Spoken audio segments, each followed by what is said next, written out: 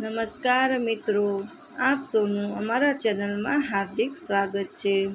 આજે અમે તમારા માટે એક એવી હૃદયસ્પર્શ અને આત્મિક વાર્તા લઈને આવ્યા છીએ, જે માત્ર એક વાર્તા નથી પરંતુ આપણા સંસ્કાર, શ્રદ્ધા અને કરુણાનો સુંદર સંદેશ છે।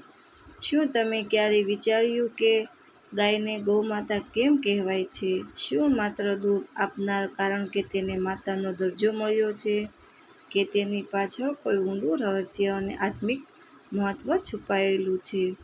આજની આ ભાવનાક વાર્તા તમને જાણવા મળશે કે ગાયની નિસ્વાર્થ સેવા કેવી રીતે મનુષ્યના જીવનમાં સુખ, શાંતિ અને ભગવાનની કૃપા લાવી શકે છે। તો વિડીયો પૂરો જરૂર જોતા રહેજો, કારણ કે અંતમાં તમને એક એવી જીવન બદલાવી દે તેવી શીખ મળશે, જે કદાચ તમારા વિચારોને પણ નવી દિશા આપશે। જો તમને આવી ધાર્મિક અને પ્રેરણાદાયક વાર્તાઓ ગમતી હોય તો વિડીયો લાઈક કરો, ચેનલને સબસ્ક્રાઈબ કરો, બેલ આઇકન બટન જરૂર દબાવો, જેથી આવી સુંદર વાર્તાઓ સૌથી પહેલાં તમારા સુધી પહોંચતી રહે। ચાલો હવે શરૂ કરીએ આજની હૃદયસ્પર્શ વાર્તા। ગાયને માતા કેમ કહેવાય છે? આપ સૌનું હાર્દિક સ્વાગત છે। આજે આપણે એક એવી સુંદર અને પ્રેરણાદાયક વાર્તા સાંભળવાના છીએ, જે આપણને સમજાવશે કે ગાયને માત્ર એક પ્રાણી નહીં પરંતુ ગૌમાતા કેમ કહેવામાં આવે છે। આ વાર્તા પ્રેમ, કરુણા, સેવા અને ભગવાનની કૃપાનો અદ્ભુત સંદેશ આપે છે। એક નાનકડા ગામમાં રામજીભાઈ નામના ગરીબ ખેડૂત રહેતા હતા। તેમની પાસે મોટી મિલકત નહોતી, પણ એક સફેદ, શાંત અને દયાળુ ગાય હતી। તેનું નામ હતું ગૌરી। રામજીભાઈ રોજ સવારે ગૌરીને પ્રેમથી રોટલી ખવડાવતા, માથા પર હાથ ફેરવતા અને કહેતા, "તું અમારા ઘરની લક્ષ્મી છે।" ગૌરીનું દૂધ વેચીને જ આખા પરિવારનું ગુજરાન ચાલતું હતું। ઘરના બાળકોને દૂધ મળતું, વૃદ્ધ માતાને દહીં અને છાશ મળતી અને ઘરમાં સુખ શાંતિ રહેતી। એક દિવસ ગામમાં ભારે દુષ્કાળ પડ્યો। ખેતરો સુકાઈ ગયા, કૂવાઓ ખાલી થઈ ગયા અને લોકો ભૂખ્યા રહેવા લાગ્યા।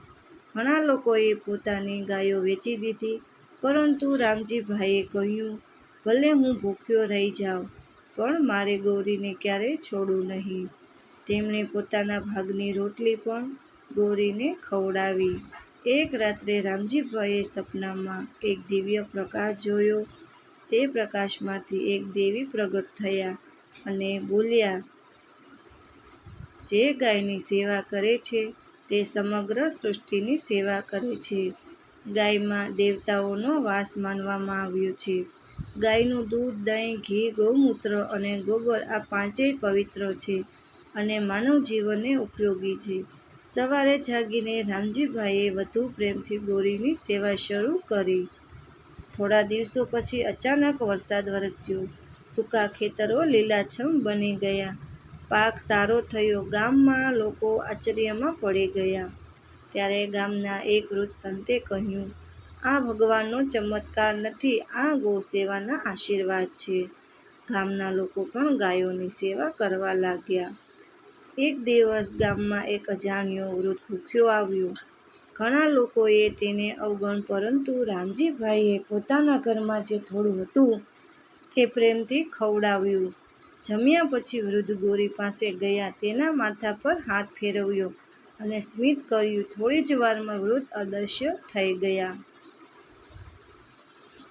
રાત્રે ફરી સપનું આવ્યું। ભગવાન શ્રી કૃષ્ણ દર્શન આપી બોલ્યા, "હું જ આજે વૃદ્ધના રૂપમાં આવ્યો હતો। ગાયની સેવા અને ભૂખ્યાને ભોજન, આ બંને મને સૌથી પ્રિય છે." રામજીભાઈની આંખોમાં આનંદના આંસુ આવી ગયા।